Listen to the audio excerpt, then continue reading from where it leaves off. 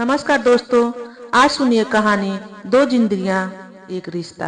गांव के हरे भरे खेतों और मिट्टी की महक से भरा सुमित्रा देवी का घर कई वर्षों से खुशहाली का प्रतीक था। अपने मजबूत इरादों और मेहनत से उन्होंने अपने बच्चों को पाला। उनका बेटा आरव उनकी सबसे बड़ी उम्मीद था। जब आरव ने शहर जाकर नौकरी की और शादी की बात बताई तो सुमित्रा देवी खुश तो थी, लेकिन मन में चिंता थी कि उनकी नई बहू गांव के जीवन को अपनाएगी या नहीं। अनुपमा ने जब पहली बार ससुराल की दहलीज पर कदम रखा तो वह खुद को बिल्कुल अलग दुनिया में पाई। कच्ची सड़कों, चूल्हे की धुआं भरी रसोई और गांव की रीति रिवाजों से वह अनजान थी। सुमित्रा देवी ने उसे पारंपरिक कपड़े पहनने और घर के तौर तरीके सीखने की सलाह दी, लेकिन अनुपमा को यह सब बहुत अजीब लगा। रिश्ते की शुरुआत में ही एक दिन सुमित्रा देवी ने देखा कि अनुपमा चाय बनाते समय चूल्हे से परेशान हो रही थी। सुमित्रा देवी ने कहा, शहर की लड़कियां तो गैस और ओवन की आदी होती है, तुम्हें शायद यह चूल्हा संभालना मुश्किल लगेगा। अनुपमा ने जवाब दिया, माँ जी, मैं सीखने की कोशिश कर रही हूँ, हो सकता है थोड़ा समय लगे। इस पर सुमित्रा देवी ने एक ठंडी मुस्कान दी और बोली, देखते हैं।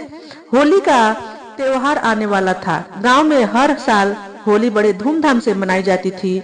सुमित्रा देवी चाहती थी कि अनुपमा इस बार सारी तैयारियां करे ताकि वह परिवार और गांव वालों पर अच्छी छाप छोड़ सके। अनुपमा ने कोशिश की, लेकिन उसे हर कदम पर आलोचना झेलनी पड़ी।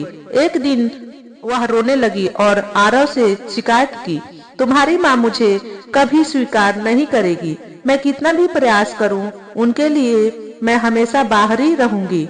आरव ने समझाया, वो ऐसी नहीं है, बस थोड़ा वक्त दो, उन्हें भरोसा करने में समय लगता है। होली के दिन अनुपमा ने देखा कि गांव के बच्चों में से एक लड़की फटे कपड़ों में थी और गंदी हालत में घूम रही थी।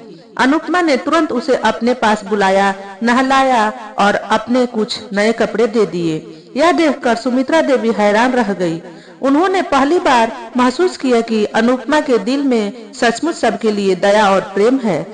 इस घटना के बाद सुमित्रा देवी ने अनुपमा को थोड़ा और करीब से देखना शुरू कर दिया। उन्होंने पाया कि अनुपमा मेहनती थी, लेकिन उसकी आदतें अलग थी। एक दिन अनुपमा ने सुमित्रा देवी से कहा, माँ जी, आप मुझे पारंपरिक खाना बनाना सिखाइए, मुझे सीखने की इच्छा है।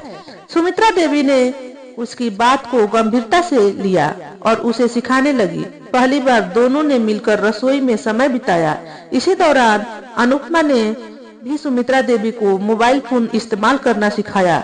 सुमित्रा देवी ने कई बार फोन को गलत तरीके से इस्तेमाल किया, जिससे अनुपमा हंस पड़ी। यह हंसी उनके रिश्ते में पहली बार गर्माहट लाई। गांव में एक बड़ी समस्या थी, पानी की कमी। गांव के तालाब सूख चुके थे और किसान चिंतित थे। अनुपमा ने सुझाव दिया कि जल संरक्षण और आधुनिक तकनीकों से समस्या हल हो सकती है। सुमित्रा देवी ने कहा, हमारे लोग पुरानी परंपराओं को मानते हैं, वे तुम्हारे विचारों को नहीं मानेंगे। अनुपमा ने कहा, अगर आप मेरा साथ देंगी तो हम उन्हें समझा सकते हैं। दोनों ने मिलकर गांव वालों को मनाने की कोशिश की। कई लोग इसके खिलाफ थे, लेकिन सुमित्रा देवी ने अनुपमा की बात को समर्थन दिया।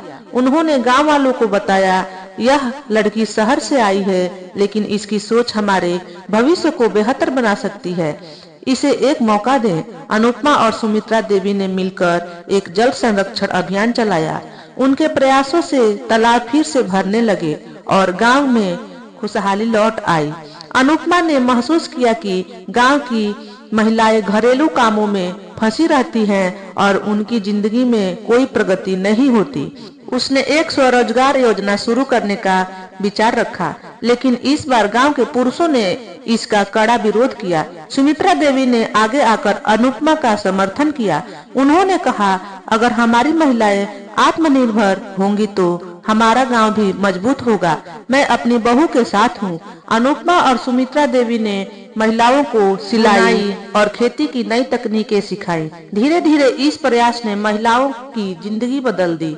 समय के साथ अनुपमा और सुमित्रा देवी का रिश्ता इतना मजबूत हो गया कि दोनों एक दूसरे के बिना अधूरे लगते। गांव में हर कोई उनकी मिसाल देता। सुमित्रा देवी ने एक दिन अनुपमा से कहा, तुमने मुझे सिखाया कि पुराने और नए विचार मिलकर कैसे चमत्कार कर सकते हैं। मैं अब तुम्हें सिर्फ अपनी बहू नहीं, अपनी बेटी मानती हूँ। यह सुनकर अनुपमा की आंखें भर आई। उसने कहा, और आपने मुझे सिखाया कि परंपराओं की गहराई में भी प्यार और सम्मान छिपा होता है। इस कहानी की सीख, सास बहू का रिश्ता संघर्ष और तालमेल का मिश्रण हो सकता है। जब वे एक दूसरे को समझकर साथ काम करती हैं, तो वे न केवल अपने परिवार बल्कि समाज को भी बदल सकती हैं। तो दोस्तों, ये थी आज की कहानी। इसी क्रम में लेकर आएंगे और भी रोचक एवं ज्ञानवर्धक कहानियाँ। कहानी यदि पसंद आए तो लाइक करें, शेयर करें और ज्ञानवर्धक कहानी चैनल को सब्सक्राइब करें। धन्यवाद।